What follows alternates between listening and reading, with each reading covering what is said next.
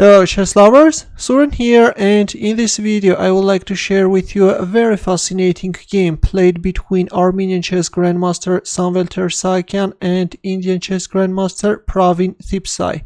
This game was played at 2018 Gujarat GM tournament, and now let's see what happened on the board.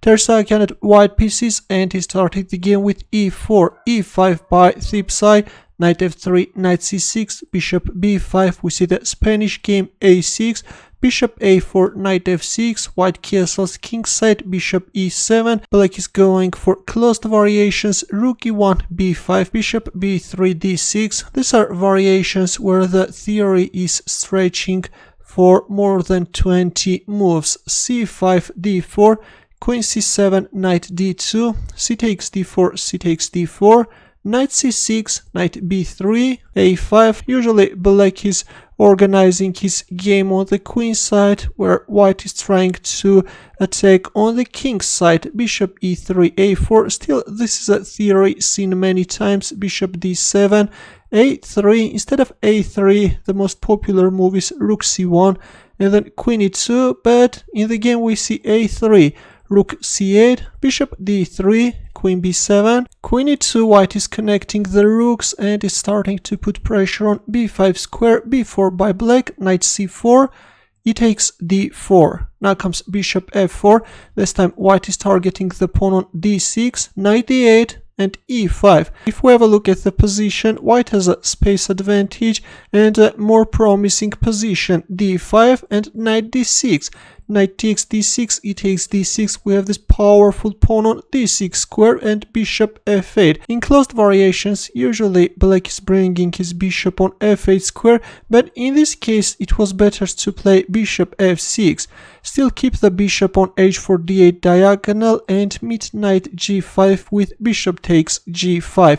But in the game after e takes d6, we see this passive looking bishop f8 move, after which here comes the knight and black is starting to face some problems. h6, which is a bad move, it was better to play g6, although even in this case white has an advantage. White can play queen f3, if rook e8 then queen takes d5, if knight d8 then queen takes d4. Of course, white has an advantage and this pawn on d6 square can create too many problems for black. Let's go back. In the game after knight g5 we see h6, which is even worse. Now comes queen h5. Of course, the knight can't be captured because of this checkmate, and at the same time white is attacking the pawn on f7, bishop e8 and knight h7. Look at this knight penetrating black's camp, and right now white has created a very dangerous knight f6 threat. For example, just a random move by black, if b takes a3 then white can announce a check from f6 square. If g takes f6 then queen g4 check followed by queen f5. Black king is in a mating net. Or after knight f6 check, if king h8, then this time bishop takes g6 can easily finish up black. And after g takes h6, again queen f5, and there is no way out. Let's go back. That's why after knight h7 black played bishop d7. Already knight f6 threat won't pass because black bishop is controlling some essential squares, and that's why Ter-Sahakyan played knight g5. But actually, instead of knight g5, bishop takes h6 could have been better, though this requires a huge deal of calculations and it sometimes can be very difficult. Now if king g8, then white can also win the pawn on h6 and then queen takes h6.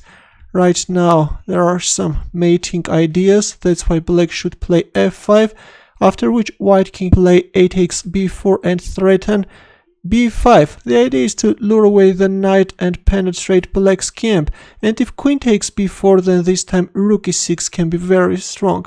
If bishop takes e6 then queen takes e6 and then bishop takes f5.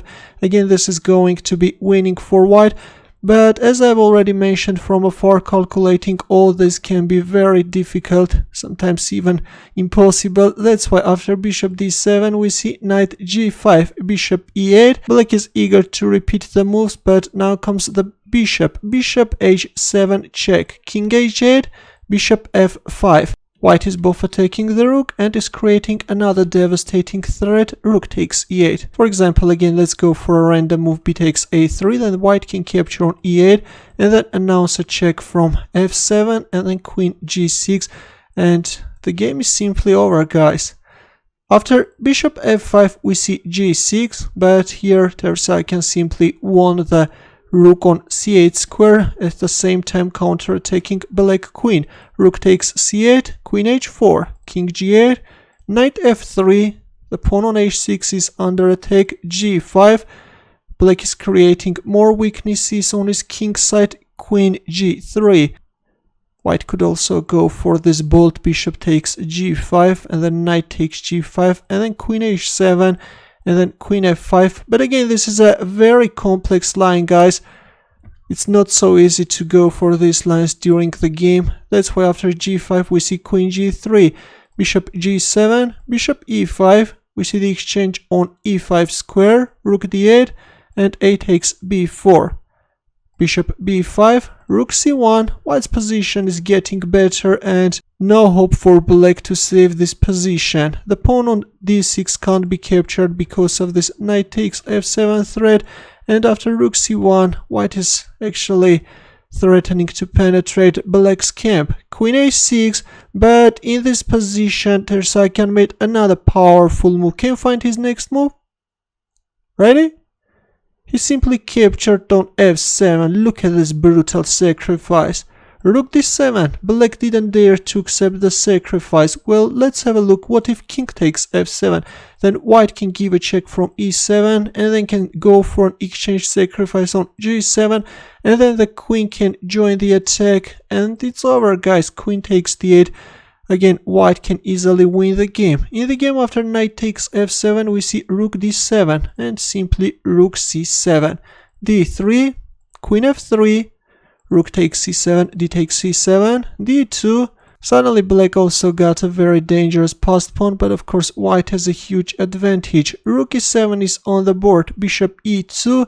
Black is preparing to promote the pawn to a queen, but white pawn is quicker. Rook e8 check.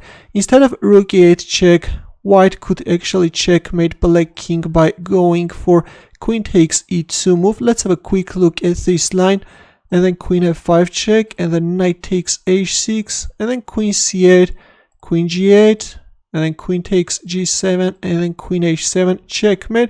But in the game after bishop e2 we see a safer continuation, rook e8 check, king h7, queen f5 check, queen g6, and the third queen appears on the board, after which the fourth queen is coming, moreover with a check. d1 queen, we have a very rare position with 4 queens on the board. King h2, and right now white is threatening rook h8 check, followed by queen takes h8 checkmate.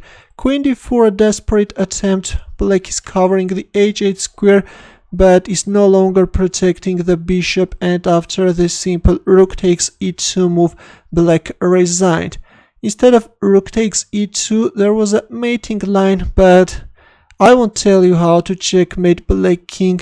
Please try to find the mating line and post it in the comments section. A very instructive game, I think. Ter-Sahakyan managed to organize a very devastating attack, and in the end we also managed to see 4 queens on the board, a scene which you won't see every day in chess. Thanks for watching, I hope that you enjoyed this game. For more games consider subscribing to my channel. I will see you in the next video. Good luck.